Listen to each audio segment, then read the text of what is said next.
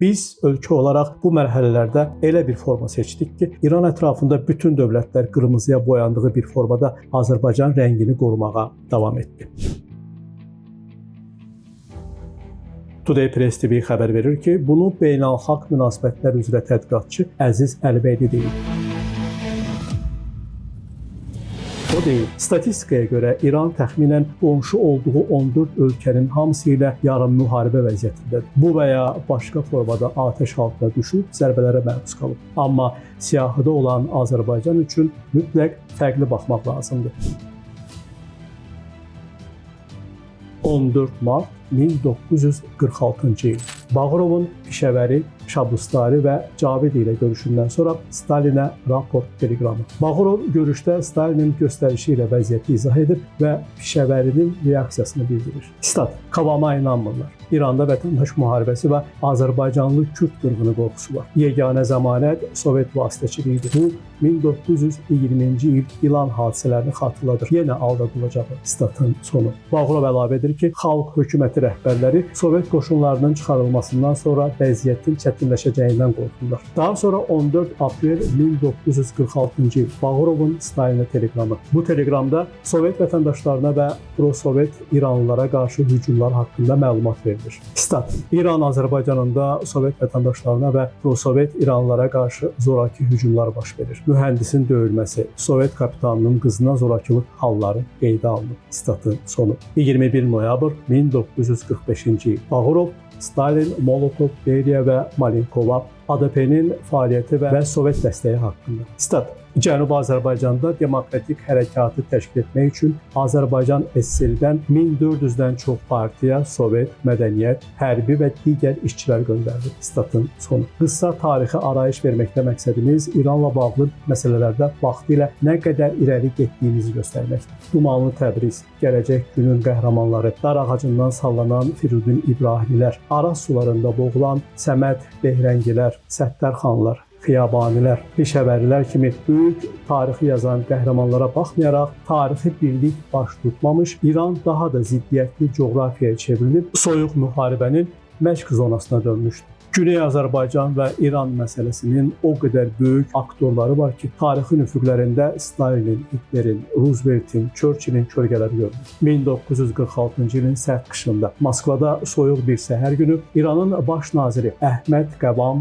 Əs-Səltənə xüsusi qatarla Kremlə gəlmişdi. Qarşısında isə o dövrün ən qorxulu adamı Yosif Stalin dayanırdı. Bu görüş əslində soyuq müharibənin ilk böyük diplomatik qarşıdurmalarından biri idi və təəssüf ki, Cənubi Azərbaycan tarixini həll edən ən kritik məqamlardan biri kimi tarixə yazıldı. Qəvam 68 yaşında təcrübəli, hiyləgər və soyuqqanlı bir siyasətçi idi. O İranda qoca tülkü ləqəbi ilə tanınırdı. Stalin isə qoşunlarını İrandan çıxarmaq istəmirdi və Cənubi Azərbaycanda yaratdığı xalq hökumətini qorumaq, üstəlik şimal neftini ələ keçirmək arzusundaydı. 21 fevral 1946-cı il Stalin və Molotov Qəvamı qəbul edirlər. Stalin dərhal hücuma keçir. Britaniya İranda neftdən istifadə edir. Bizə isə heç nə vermirsiniz. Bu ədalətsizlikdir. Qəvam sakitcə cavab verir və 1921-ci il İran-Sovet müqaviləsinin mətnini stolun üstünə qoyur. Özü həmin müqavilənin bağlandığı vaxtda nazir vəzifəsində olduğunu xatırladır və deyir: Bu müqavilə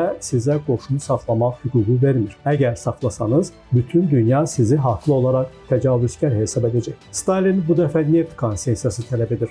Qəvam isə ustalıqla cavab verir. İndiki məclis xarici şirkətlərlə neft müqaviləsi bağlamağı qadağan edən qanun qəbul edib. Bu qanunu mən dəyişə bilmərəm. Yalnız yeni məclis seçiləndən sonra baxmaq olar. Stalin Azərbaycan məsələsində də təzyiq göstərir. Qəvam isə belə cavab verir: Konstitusiyamıza görə muxtariyyət vermək mümkün deyil. Əgər Azərbaycana versək, Kürdistan, Xuzistan və digər vilayətlər də tələb edəcək. İran parçalanacaq. Görüşlər bir neçə gün davam edir. Stalin qəzəblənir, təhdid edir, amma Qəvam geri çəkilmir. Nəhayət, razılaşma əldə olunur. Sovet qoşunları çıxaracaq. Əvəzində Qəvam Sovetlərlə birgə neft şirkəti yaradılması haqqında müqaviləni məclisə təqdim etməyi öhdəsinə götürür. Lakin Qəvam çox usta oyun oynayırdı. O, Stalinin qarşısında yumşaq görünürdü.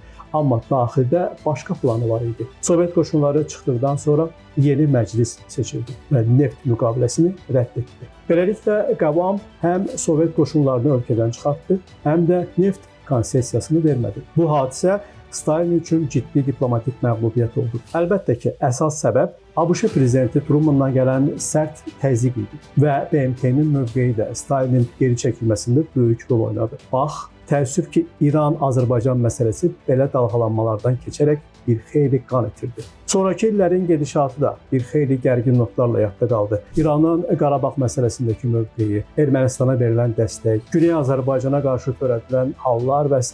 bunun örnəkləri. Lakin 20-ci əsr tarixinin yaşatdığı çatışmazlıqlar artıq günümüzdə mövcud deyil və ölkəmiz Vətən savaşından sonra başqa bir mərhələyə qədəm qoymuş oldu. Prezident İlham Əliyevin Qarabağ qalibiyyəti onu bütün İranda populyar liderə çevirdi. Ən əsası Güney Azərbaycan bu zəfərdən təsirlənərək yeni milli inkişaf, milli kimlik inşası mərhələsinə qədəm qoydu. Bir növ heç bir xarici müdaxilə olmadan özlüyündən iki Azərbaycan arasında güclü bir bağ yarandı və bu Azərbaycan Respublikasının İranın dağıdıcı siyasəti xəttinə rəğmən ərazisindən heç bir qonşusu üçün istifadə edilməsinə izin verməyərək onlara güclü təhlükəsizlik zəmanəti verdi. Bu təkcə İrana aid deyildi. Eləcə də Rusiya bu siyasətin qazanclarını görmüş oldu. Hazırda davam edən İran-ABŞ savaşı İran cəmiyyətində xalqın sosiologiyasında dərin iz buraxacaq. Dini hakimiyyətin, xalqa ziddiyyətli mövqelərin olmasına baxmayaraq İrana endirilən bombalardan xalq da nəsibini aldı və bunun